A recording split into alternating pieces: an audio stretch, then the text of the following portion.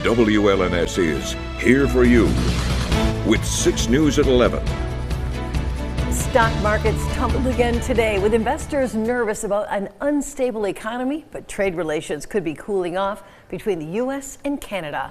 It is our top story tonight at 11. Thank you for joining us. I'm Sherry Jones. And I'm Siobhan Klepfer. All three major stock indexes ended down after swinging high and low throughout the day.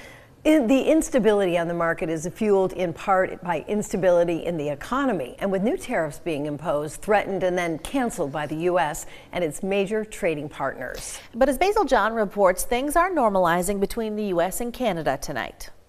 I'm going to look at this. I'm going to make a decision. President Donald Trump is weighing future tariffs on Canadian steel and aluminum after Ontario walked back its threat to add a surcharge on electricity going to the U.S. I've agreed to suspend temporarily. He was a gentleman.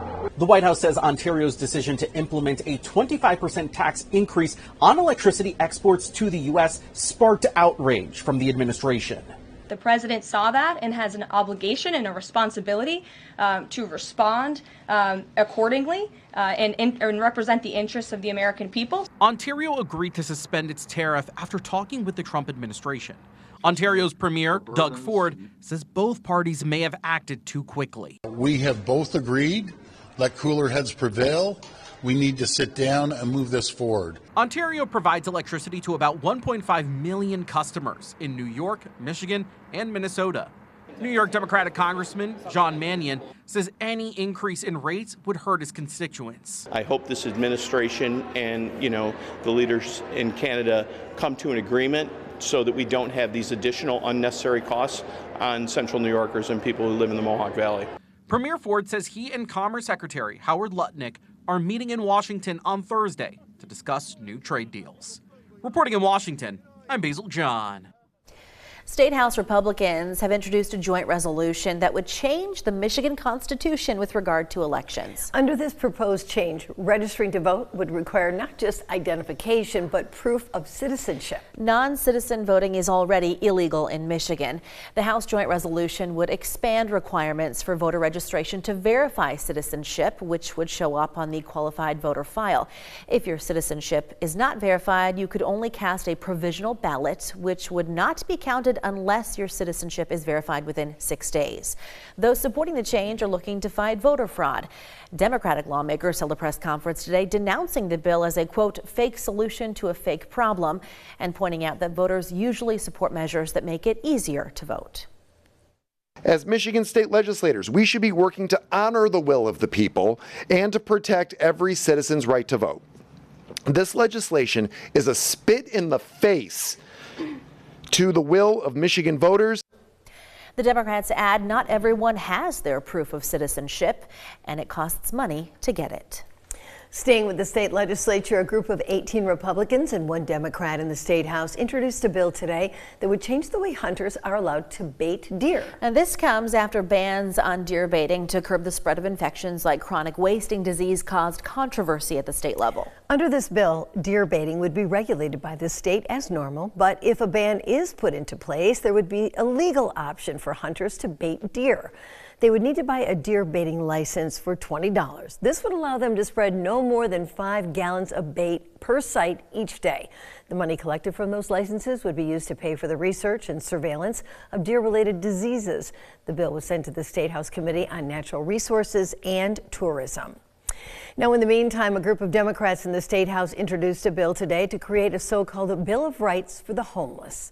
That bill would make it state policy that people, especially children, should not suffer unnecessarily from cold or hunger, be deprived of shelter, or face discrimination because they are homeless. They must be allowed access to public services and spaces, get equal treatment from government services and agencies, and cannot be denied access to employment, medical care, or at the ballot box. That bill has been sent to the State House Committee on Government Operations. University of Michigan Health Sparrow and Pinnacle Dermatology offered free skin cancer screenings to local firefighters today. Because of their work, firefighters have an unusually high risk of cancer. In fact, it's the leading cause of death for people in that profession. Early detection can allow skin cancer to be treated before it becomes too serious. Firefighters have an increased risk of cancers across the board, including skin cancer. And so we want to make sure that we're offering this service yearly so that we can help screen and get people checked out that need it. Dozens of firefighters took part in the screening this afternoon at the Herbert Herman Cancer Center. Well, the recent warm weather has been a really nice treat for us, but fruit farmers across Michigan are growing concerned. Yes, they are worried that budding could begin too soon and damage their crops. Zach Priest talked to farmers today about their level of concern. He's here for you now with their story. Michigan is home to about 850 family-run apple orchards, making up 38,000 acres of trees. These could all be in danger, though, if Mother Nature swings the wrong way. It could be very devastating if they've started to begin blooming. So as soon as the bud starts to come out, it doesn't have that protective shield of the covering around the bud. So then it becomes very vulnerable. Unseasonably warm weather can cause fruit trees to blossom early, and when this is paired with a late frost, buds can die en masse, destroying crops. Experts say that this type of weather pattern is becoming more common. What's happened over time is that we do see these earlier and earlier warming ups, yet the frost date, the last frost date, really hasn't moved that much. But trees won't flower after just one warm day. There needs to be several days in a row to risk an early budding. The longer this warm period lasts, the more of a concern it is. A couple of days are probably fine, but a week of continuous warm temperatures, particularly into the 70s, then we figure those trees are going to start moving quickly. Normally, trees won't bud until later in the year. I'd love to see flowering occur in late April to early May, possibly in that later period. Right now, Flory says his crops are mostly safe, but a few more weeks of warm temps could change that. These are still quite dormant, but look, there's a little bit of green. Right on the tip, yeah. So if we get some really warm days, this will advance. And if the buds do advance before the last frost, crops could be in big trouble. Reporting from Lansing, Zach Priest, 6 News. From Storm Tracker 6, this is Weather First, sponsored by Auto Owners Insurance. Simple human sense. We've got warm weather on the way, but we've also got some colder weather mixed in, so hopefully that'll mitigate any problems with crops, especially those overnight lows like tonight dipping into the 20s. Our high temperature trend, highs in the 40s for tomorrow, another cool day, but then we get really warm Thursday and Friday with highs near 70 Friday afternoon. That'll come with a lot of wind and colder temperatures by Saturday evening into Sunday. Well, by Sunday, our high temperatures are back in the lower 40s before the next warm up next Tuesday and into Wednesday. Severe weather-wise, I still don't think nothing's really changed since earlier today, which is, I think, the best severe weather chance is going to be well to our south. Low-end chance maybe as northeast as Chicago. Tornadoes will be a very likely event across the deep south, and that'll translate further south and east on Saturday, so we kind of escape that. We'll get some showers out there and maybe a rumble of thunder. I just don't see this turning into a severe weather situation for us. Satellite and radar, a few clouds outside, but really no problems out there weather-wise tonight. Precision cast through tomorrow morning. High pressure will push further east, and as it does so, it'll eventually begin to push warmer weather towards mid-Michigan. This cold front to our northwest, never going to make it here, so any chance for snow or really cold weather is going to stay north of that line, and that's where the bulk of the snow is falling into northern sections of Minnesota, and a minor event at that. That should not be an issue even for the upper peninsula of Michigan, as that cold front's really not making any inroads to the south. I think the warm weather is going to shove a lot of cold air back to the north as we head into Friday and Saturday. We could see wind gusts Friday afternoon, probably near 40 miles per hour, maybe near 50 or better as we head into Saturday. Skyview Network tonight on the McLaren Cam, our temperature at 40 degrees. That is the low for the day. High was 55 and our wind gusts close to 30 miles per hour. Of course, no precipitation. Any of our sensors out there. 0 in Grand Ledge with a current temperature of 35 degrees. High today was up to 54. In Jackson tonight, still partly cloudy skies. Temperature at 35 degrees. Also low for the day. This afternoon's high was up to 55.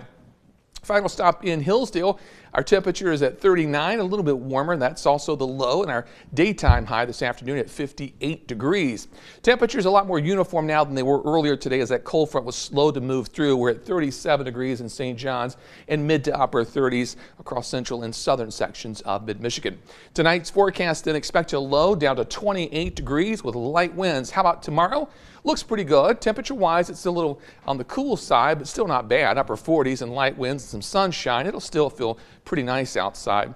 The 6-day forecast, as we head throughout the next 6 days, temperatures really warming up by Friday, and then Saturday evening cooling back down. A few morning rain showers or even a snowflake on Sunday with low temperatures in the mid-30s. Next week, we warm it back into the 50s with rain showers Wednesday and Thursday. And then we're looking at dry weather, maybe some sunshine next weekend with highs in the mid-50s. Trying to remind myself that 70 is not normal this time of the year. No. Right. And if it's going to be 70 in March, you can bet there's going to be wind. Oh, yeah. Yeah, trade-off. Yeah. It's a minor trade-off. True. All right. Thanks, David. Coming up here on 6 News at 11, there could be a major development toward ending the war in Ukraine. We'll tell you all about it next. Keep it right here. That and much more straight ahead on 6 News at 11.